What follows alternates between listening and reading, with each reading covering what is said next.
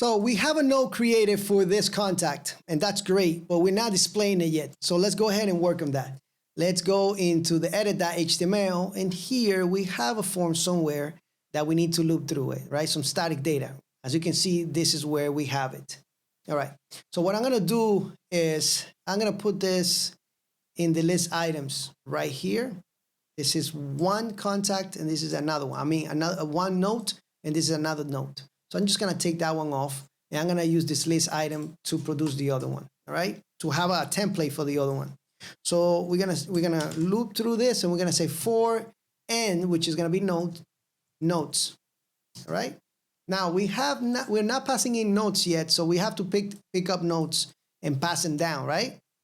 So let's go and close this real quick, and we can say n4. All right. So let's go to the back end, and let's go ahead and pass these nodes in the edit form. So edit contact is what we need to look for right here, this guy. All right, so we're gonna say notes, and we're gonna get note contact, because this is a relationship, right? And we're gonna say contact notes dot order by, and here we're gonna grab the note, and we're gonna do a little bit of filtering, or should I say ordering, and we're gonna order by the created at, and we're gonna do in descending order. So we show the newest one first, right?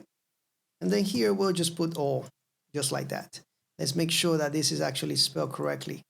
My English is not the best, guys, so you need to forgive me for that. I'm doing my best. All right. We pass notes.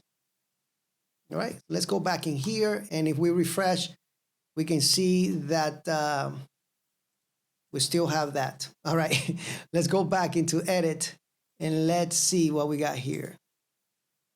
So it looks like we got two notes. So I'm just gonna go here, and let me look at the model real quick. I don't remember what I put. I think I did the body, right? That's what we gotta show. So yeah, let's go back in there, and let's see. Let's put the body in here. All right, so that would be n body. Let's see, refresh, and now you can see that it looks like we have two nodes. All right, so probably something that I was trying, and I pressed something went bad, and I have an extra record there because I think I only have one with you guys. Now we're gonna have to work on this formatting here just to get the dates just the way this is here.